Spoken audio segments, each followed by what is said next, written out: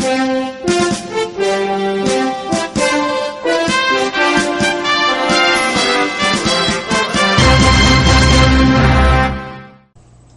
this is Waiting for 976 here with the truth.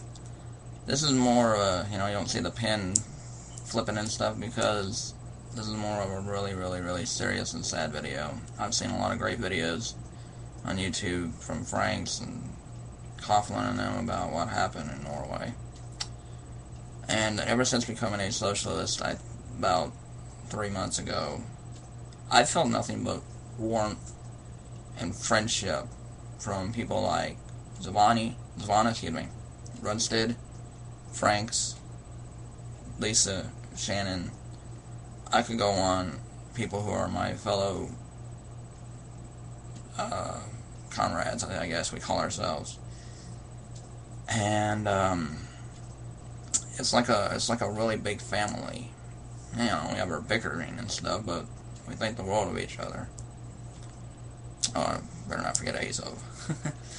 But we're all socialist, freedom fighter, workers of the world unite, people who are for real equality and stuff. In this video, it's not just about the tragedy, it's about right-wing violence. It's sad that, and there was a time, and I'll put a link up to, I'll put a link up showing where back in the 60s and stuff here in America, at least, the majority of homegrown terrorism was left-wing. But then in the 80s, by 1982, I think, it was 83, if somebody can correct me with the right year, please, by all means, it started to shift. And for the last 26, 27 years, the majority of terrorism in this country, homegrown terrorism, has not been from Islamic people and stuff. It's been homegrown terrorists, right-wing, sad to say, Christian fundamentalist terrorists who are really angry about immigration and government. This is why a lot of my socialist friends and stuff kind of look down on the whole libertarian movement, because it's people like Timothy McVeigh and Jared Lee Loughner who took it too far. You don't want to like the government, fine, but use your voting power and stuff. You don't have to use violence. And when Jared Lee Loughner tried to kill Gabrielle Giffords, and he did kill other people, it was just shocking. And then Timothy McVeigh killed 168 people.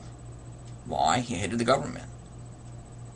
And people can say what they want to, but when you listen to Rush Limbaugh and Bill O'Reilly and all these clowns, that hatred that's just pumped into their brains 24/7, it's going to start affecting them. It's going to start making them go, God, I hate liberals and stuff.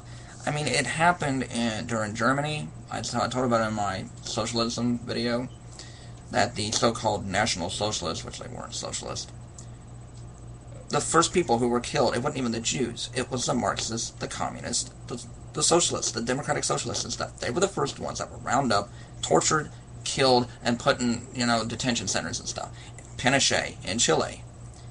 Watch the Shock. I'm going to put the link to, and I know it's very long, but it's over an hour, but the Shock Doctrine documentary that was done about that wonderful book I love so much. It's my favorite book. Pinochet said the enemy was Marxism. That was his quote. There's an enemy into a lot of these, like the kook in Norway. His enemy was socialist.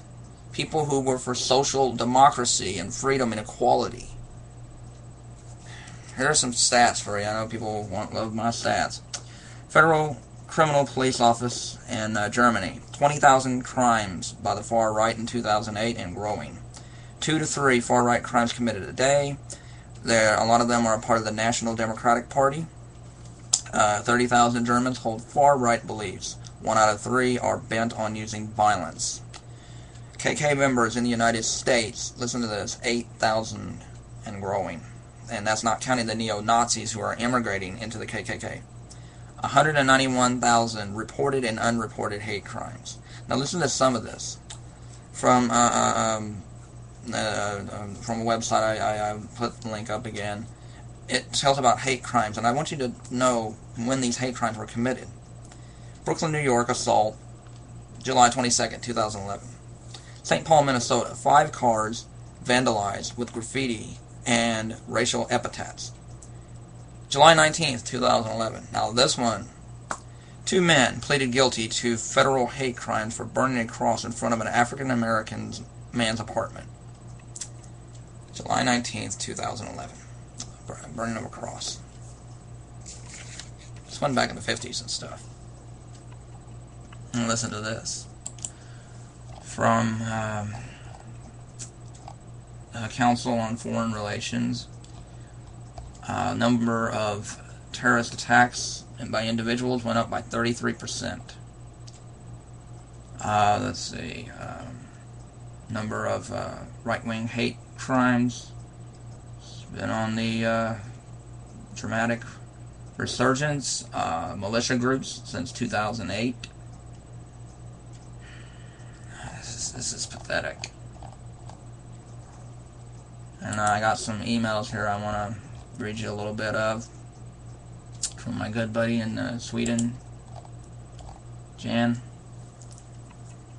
This is hatred has spit in our face. The goal was to kill socialists, July 24th, 2011, at 8:43 by Lotte Groningen Express newspaper. There is no doubt that the terrorist attack in Norway was an attack on social democracy. Offender focused on government offices, and the aim was to kill as many socialist ministers as possible. Still, probably not the bombs in the government quarter have been the main target. It was certainly a strange one go.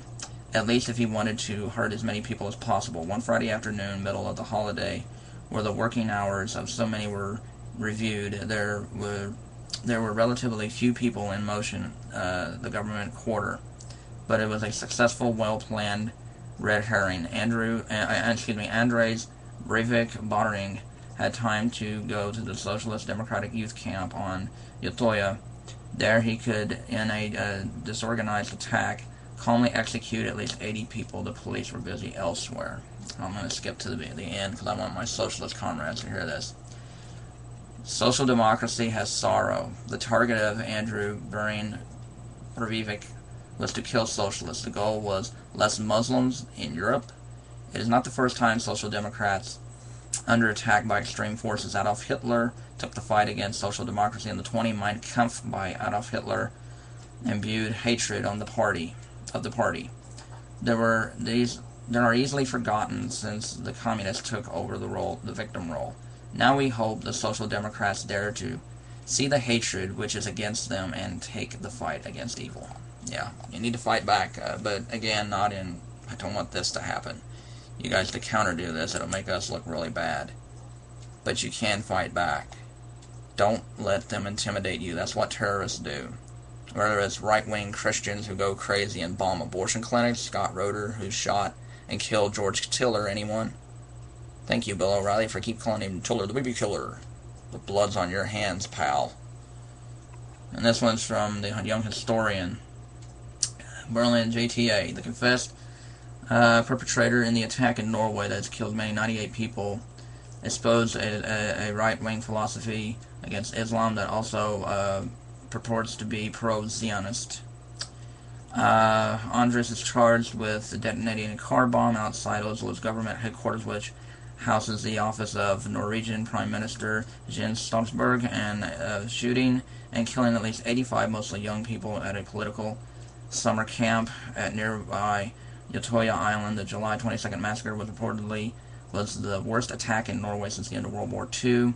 In numerous outline posting, including a manifesto published on the day of the attacks, Breivik posted on the Vienna School of the Crusader nationalism philosophy, a mishmash of anti-modern principles that also calls for the deportation of all Muslims from Europe as well as the West Bank of the Gaza Strip.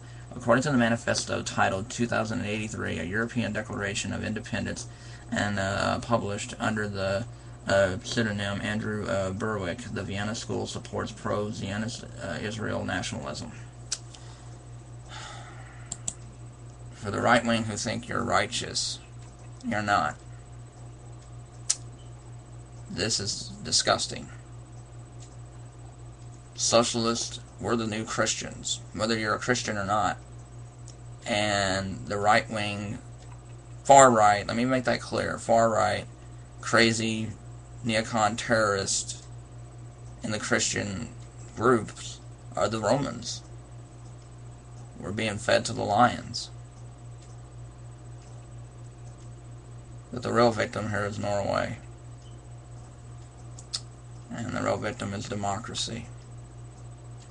It's sad that every time you try to do something to give people more freedoms, there's always people that are scared by change. So much so that they'll try to kill you. And sadly, ladies and gentlemen, that's the truth.